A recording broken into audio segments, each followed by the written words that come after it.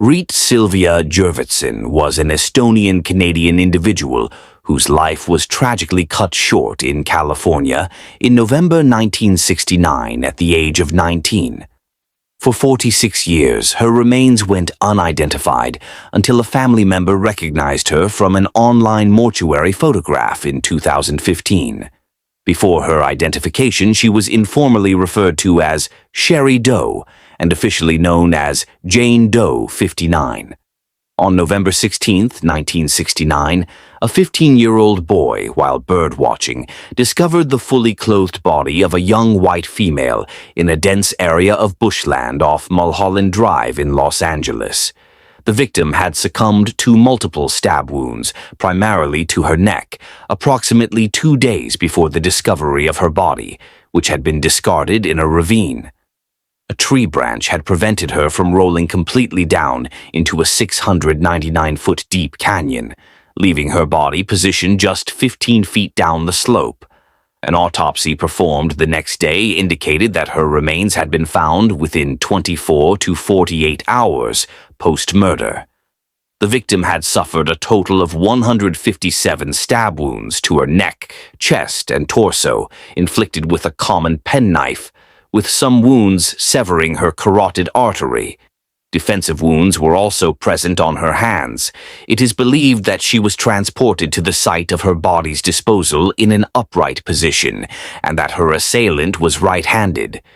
Notably, there were no signs of robbery or sexual assault, and toxicology reports indicated no drugs or alcohol in her system at the time of death.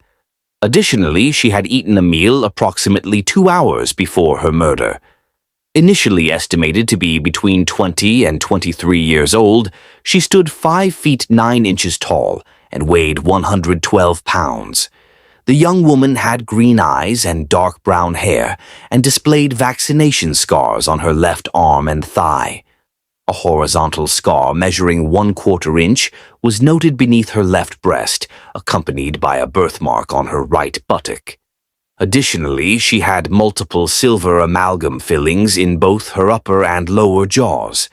Aside from these characteristics, the victim lacked any other notable features and had no identification of her at the time of her discovery. Evidence at the crime scene indicated that her body had been placed in the back seat of a vehicle, transported to the disposal site, and subsequently dragged out of the car and around the trunk before being rolled down a ravine. On November 21st, a pair of Liberty brand glasses, presumably belonging to a nearsighted person, was found approximately 50 feet from where the victim's body had been located in the ravine. However, it remains uncertain if these glasses are connected to the case. Since several items of clothing the victim wore at the time of her death were produced outside the United States, it was speculated that she might have originated from a country such as Spain or Canada, as her boots and jacket were made in those respective countries. Other clothing items included cut-off shorts from Massachusetts, a leather belt with a brass buckle, and a sweater. The victim also wore 2 metal rings, one white and one yellow, with the yellow ring featuring a red stone and the white ring displaying Native American designs, manufactured in Mexico. Forensic experts reconstructed the victim's face to estimate her appearance during her lifetime. Artists produced several composite sketches shortly after her discovery, with later versions created by Barbara Martin Bailey, a member of Project Eden. Jurvetson's sister later expressed dissatisfaction with these reconstructions, stating they were clearly inaccurate and did not accurately reflect her sister's true appearance. The discovery of the victim's body and reports of her being seen alive with members of the Manson family before her death led investigators to consider their potential involvement in the case. Charles Manson was questioned both before and following the identification of the victim, but he consistently denied any connection. However, a woman resembling the deceased was reportedly seen days before her murder in the company of various residents at Spawn Ranch. The informant mentioned that the woman went by the name Sherry. Additionally, the Manson family was under suspicion due to the fact that the location where the body was found was approximately 6 miles from the site of the murders of actress Sharon Tate and 4 others, which had occurred just 3 months earlier. In June 2015, Reit Jurvetson, the victim's older sister, was contacted by friends who had been exploring the National Missing and Unidentified Persons System and noticed a resemblance between a recent morgue photograph of the unidentified woman and Anne's estranged sister. Following this lead, Anne provided a DNA sample for comparison with DNA obtained from a blood-stained bra belonging to the deceased, which had been preserved. A year later, in April 2016, authorities announced that the body had been definitively identified as that of Reit Jurvetson, a 19-year-old originally from Montreal who had only recently moved to Los Angeles before her tragic murder. Reit had traveled from Canada to California to visit a man named John, or June, in the late summer of 1969. Weeks after her arrival, and merely 2 weeks before her tragic demise, she penned a postcard in Estonian to her family, expressing her overall contentment with life in Los Angeles and urging her parents to keep in touch through letters.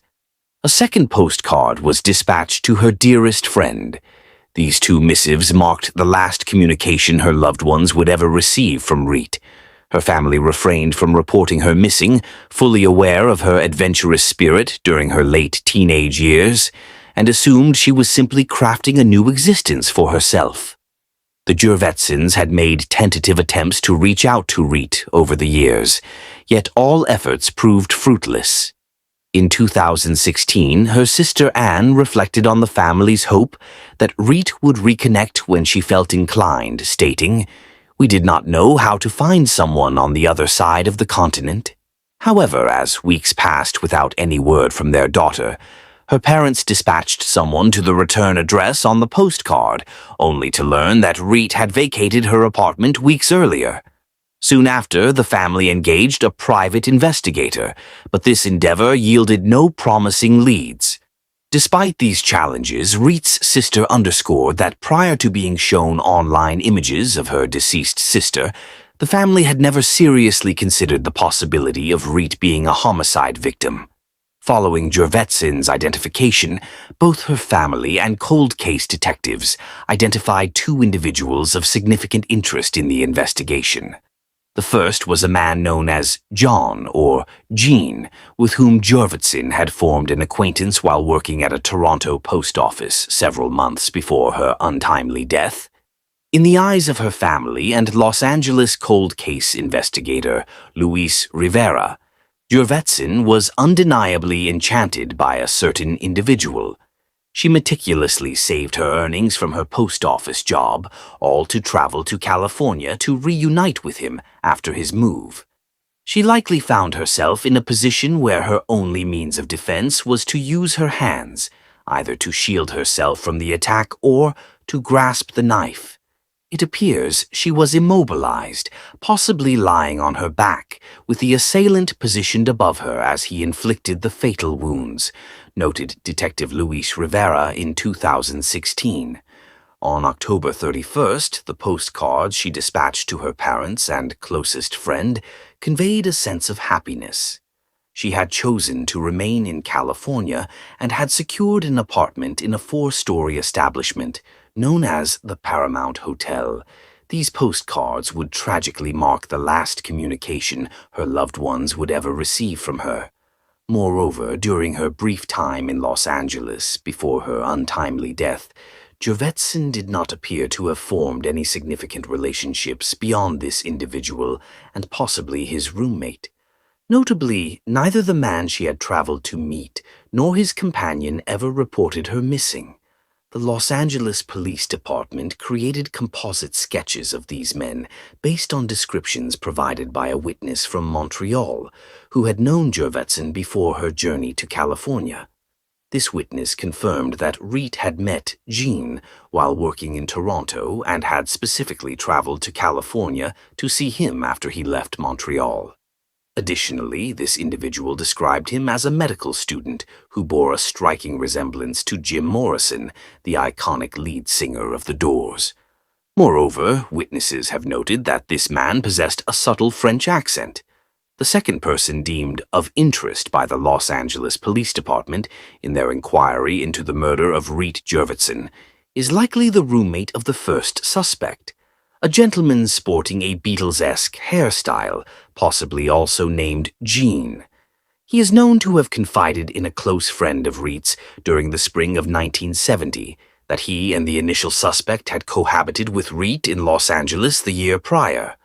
This individual asserted that Reit had departed from their company of her own accord.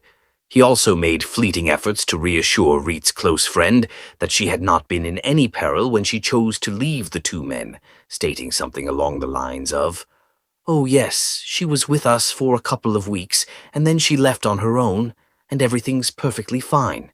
She was quite happy." The third person of interest in this investigation is an individual by the name of M. Lindhorst. This person resided directly across the hall from the apartment where Reit Jurvetson lived at the time of her tragic murder, and investigators are hopeful that he or she may recall the surname of either or both of the two individuals with whom Reit had shared her living space before the incident. On a brisk September morning in 1994, 23-year-old Jennifer Mason departed her Cedar Grove, Michigan apartment, embarking on what was anticipated to be a routine jog. The charming college town was beginning to embrace the essence of autumn, with leaves starting to don their golden attire. A dedicated graduate student in psychology at Cedar Grove University, Jennifer was renowned for her disciplined morning regimen. A 3 a.m. run followed by a visit to the Morning Brew, where she would immerse herself in her thesis for hours.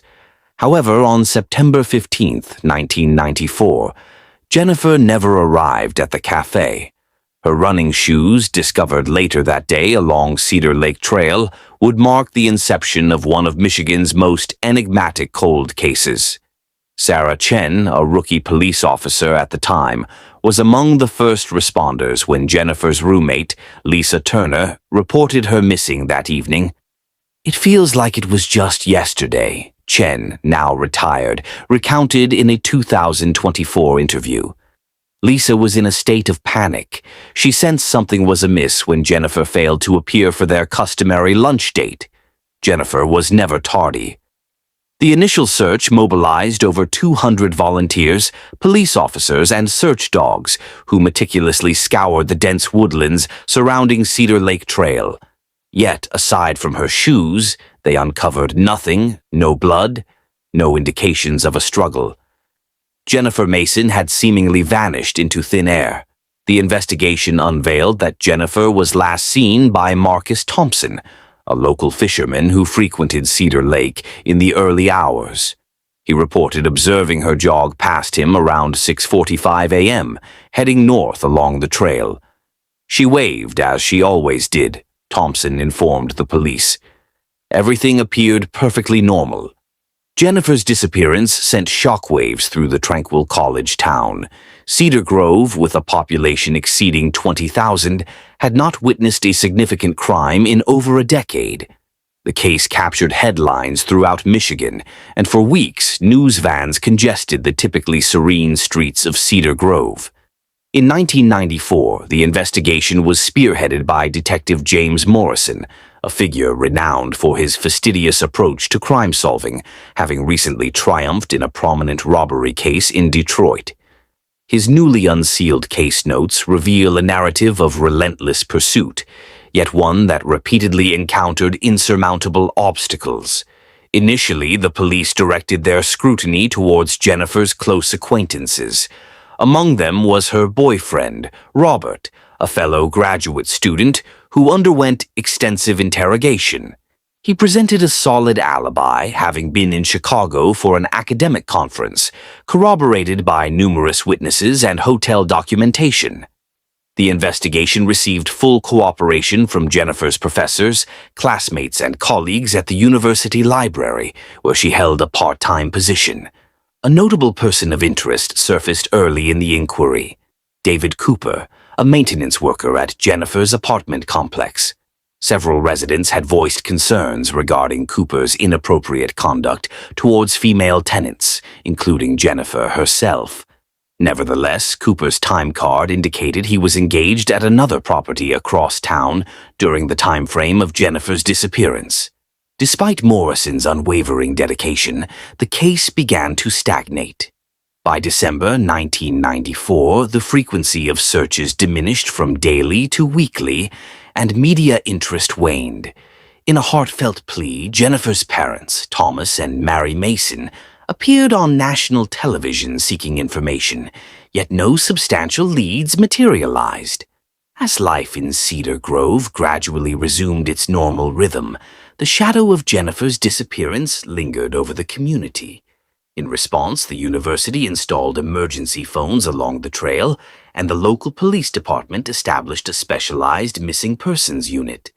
Each year, Jennifer's story transformed into a cautionary tale for incoming students. Lisa Turner, Jennifer's devoted roommate, remained steadfast in her hope. She created a dedicated website for the case and organized annual walks along Cedar Lake Trail to honor Jennifer's memory.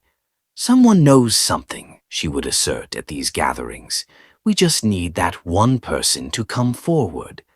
Detective Morrison, who retired in 2004, found himself perpetually haunted by the unresolved case.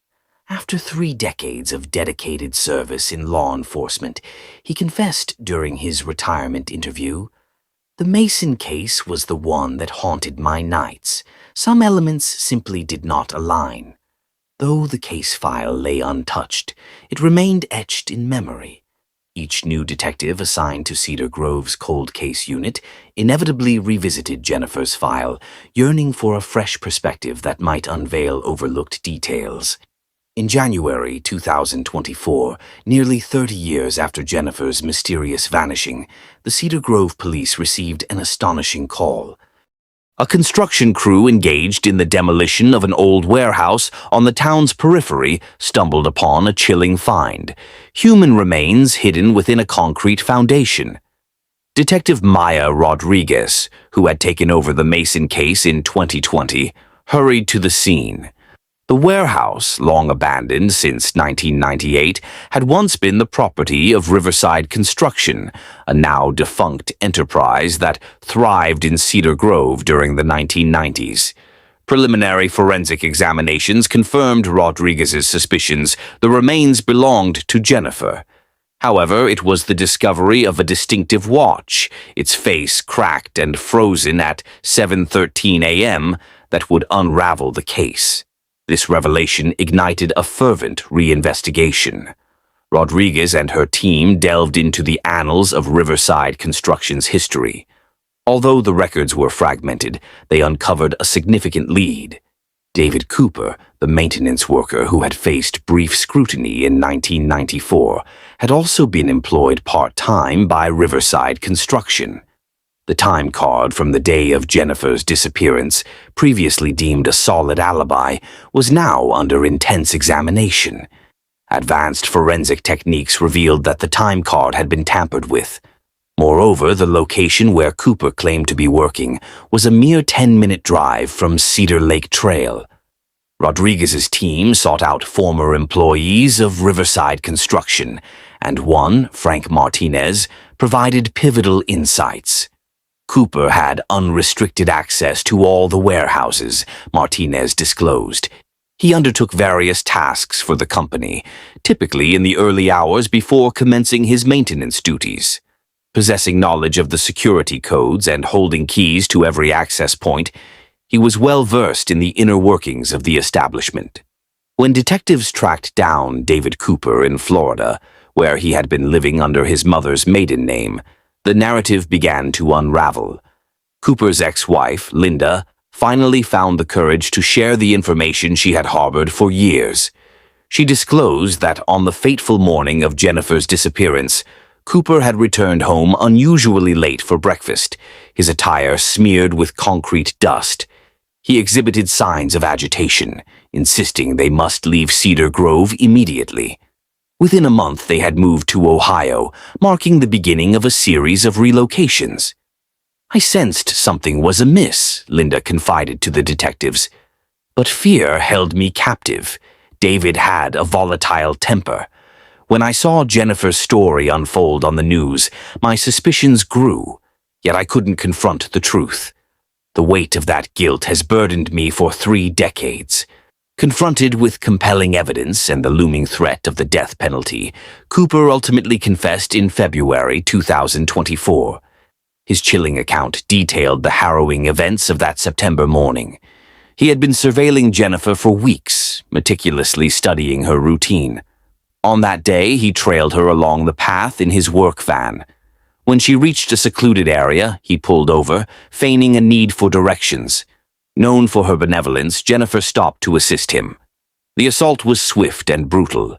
He forced her into his van and drove to the Riverside warehouse, a place he knew would be deserted. After taking her life, he concealed her body within the foundation of a planned expansion, which was being poured that very day. The cracked watch, a remnant of Jennifer's struggle as she struck it against the van's door, fell into the concrete alongside her. For 3 decades, it served as a silent witness to her final moments, awaiting discovery. On March 15, 2024, David Cooper entered a plea of guilty to first-degree murder. The judge sentenced him to life imprisonment without the possibility of parole. Jennifer's parents, now in their 70s, attended the sentencing with heavy hearts. "Today, we finally have clarity about our daughter's fate," Thomas Mason expressed outside the courthouse. "While it cannot bring her back, it allows us to bid her a proper farewell." Lisa Turner, Jennifer's devoted roommate who tirelessly advocated for justice, addressed the court during Cooper's sentencing. "For 3 decades, I have passed that warehouse, oblivious to the fact that my friend lay within. Jennifer was entitled to so much more from life. She should have completed her degree, pursued her passion for helping others as a psychologist, and realized her dreams. Instead, her life was cruelly taken by a coward who concealed the truth for 30 long years." The resolution of Jennifer Mason's case reverberated across the nation. Cold case units began to scrutinize similar incidents linked to construction sites and concrete foundations. The investigative methods that unveiled Cooper's falsified time card sparked significant advancements in other unresolved cases.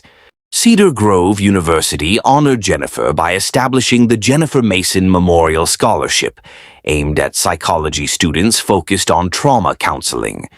The Cedar Lake Trail, where Jennifer last ran, was renamed the Jennifer Mason Memorial Trail, complete with safety enhancements and commemorative markers along its path.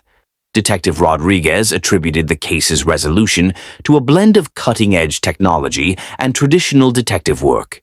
"Cold cases are never entirely dormant," she remarked. "They often await the perfect moment, the crucial piece of evidence, or the right individual to come forward." Jennifer's story transformed the approach to missing persons investigations in Michigan.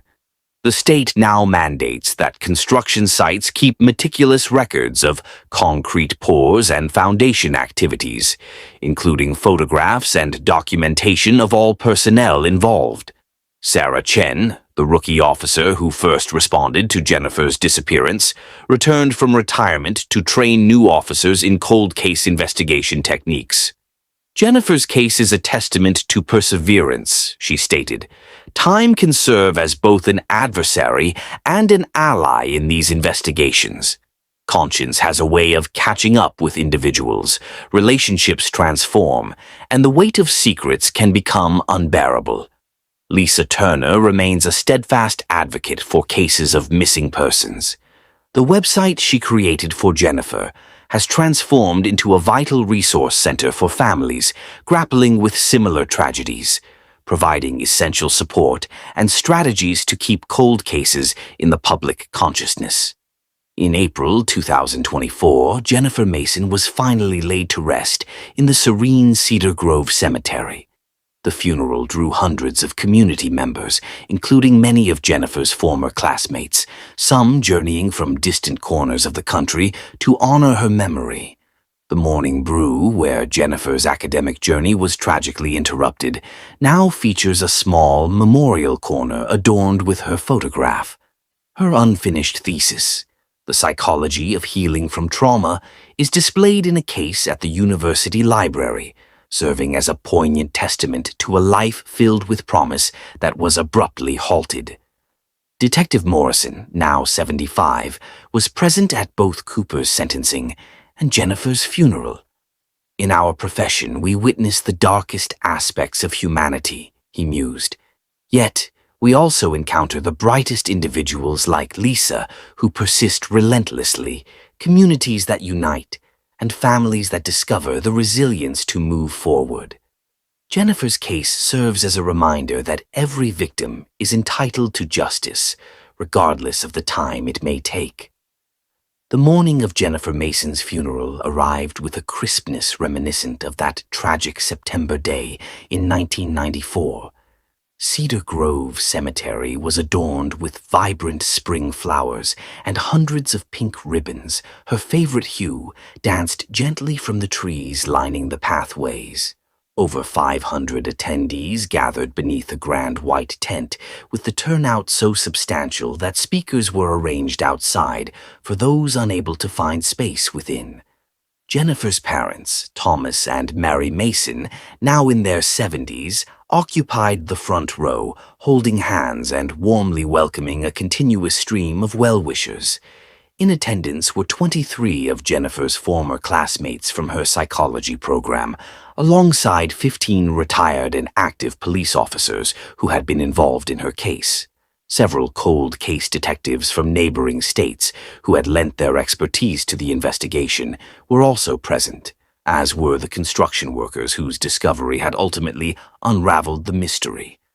Additionally, numerous current psychology students from Cedar Grove University joined the gathering. Dr. Elena Phillips, Jennifer's thesis advisor, preserved her office just as it was in 1994 and delivered a poignant eulogy.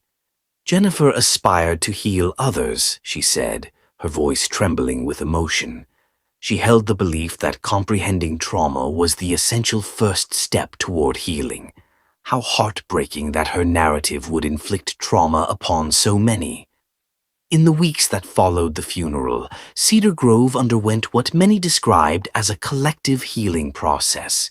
Local businesses and organizations initiated a variety of projects, establishing Jennifer's Corner as a permanent memorial, creating a wall of photographs celebrating Jennifer's life, launching a scholarship fund for psychology students, balancing part-time work, introducing Jennifer's Blend, her beloved coffee drink, with proceeds directed to missing person organizations, dedicating a new wing of the psychology building as the Jennifer Mason Center for Trauma Studies, digitizing her unfinished thesis for research purposes, implementing a mandatory safety awareness program for all incoming students, installing a meditation garden at the site where her belongings were discovered, initiating an annual training program named in her honor, focusing on cold case investigation techniques, developing a public database of cold cases to encourage community engagement, forging partnerships with forensic labs nationwide, and establishing a support group for families of victims.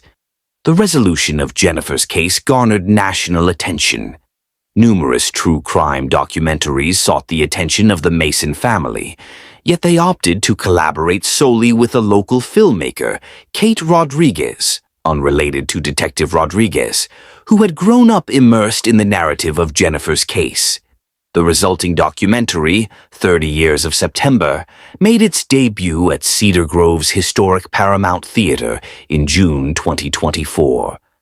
This poignant film not only recounted Jennifer's story, but also delved into the profound effects of unresolved grief on communities and the advancements in forensic science.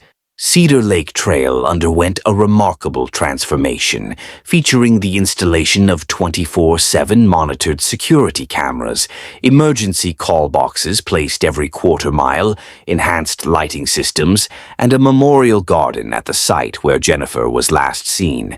Additionally, regular police bike patrols and the establishment of a volunteer Trail Angels program were implemented to ensure the safety of joggers. Jennifer's case ignited changes that extended beyond Cedar Grove. 5 other cold cases in Michigan were reopened, utilizing similar forensic methodologies. In response, 3 states enacted Jennifer's Law, mandating stricter documentation of activities at construction sites. The FBI also revised its protocols for investigating disappearances in proximity to construction zones. Missing persons organizations reported a surge in tips regarding other cold cases. Despite their advancing years, Thomas and Mary Mason transformed their grief into proactive measures. They founded the Mason Family Foundation, dedicated to supporting families of missing persons, funding forensic technology research, providing scholarships for students pursuing criminal justice or forensic science, and maintaining a network of volunteer searchers for missing persons cases. Jennifer's former roommate, Lisa Turner, evolved her long-standing website into a comprehensive organization named Never Stop Searching. This organization curates a database of missing persons cases, offers resources for families, organizes annual awareness walks, provides training for volunteers in search operations, and collaborates with law enforcement agencies. For many intimately connected to the case, the resolution elicited a complex tapestry of emotions. Detective Morrison finally embraced the prospect of retirement, secure in the knowledge that the case had been resolved. Sarah Chen embarked on a literary journey, penning her experiences as a novice officer involved in the investigation. Frank Martinez, the former construction worker whose pivotal testimony proved invaluable, emerged as a passionate advocate for workplace safety. Linda Cooper, the ex-wife of David Cooper, dedicated herself to counseling survivors of domestic abuse. September 15th was designated as Jennifer's Day, a day devoted to community safety and raising awareness for missing persons. April 15th was established as Resolution Day, a celebration of the resolution of cold cases and a tribute to the victims. As 2024 unfolded, Jennifer's narrative continued to resonate, influencing countless lives. 3 cold cases in adjacent states were resolved through innovative techniques inspired by her investigation. The trauma research program within the psychology department gained national acclaim. Cedar Grove's protocol for responding to missing persons became a benchmark for small towns throughout the nation. The Mason Family Foundation flourished, expanding its reach to 5 states. While nothing could restore Jennifer to her family, her case catalyzed a transformation of sorrow into a powerful impetus for positive change. At the dedication of Jennifer's memorial garden, Mary Mason poignantly remarked, "My daughter aspired to help others heal from trauma. In a manner she could never have envisioned, she is achieving that goal. Each person found, every case resolved, every family granted closure. That is Jennifer's enduring legacy." Her story stands as both a cautionary reminder and a powerful testament to the strength of perseverance. Though marked by tragedy, her case has laid the groundwork for enhanced investigative practices and safer communities. In Cedar Grove, the early whispers of autumn evoke memories of Jennifer, now intertwined with the assurance that justice, though slow, has ultimately prevailed. "Sometimes the wheels of justice turn slowly," Thomas Mason reflected at his daughter's memorial, "but they never cease to turn." In 2024, the wheels of fate finally reached their destination for Jennifer Mason, her family, and the Cedar Grove community, delivering the long-awaited truth, justice, and a sense of closure to a case that had cast a shadow over their lives for 3 decades.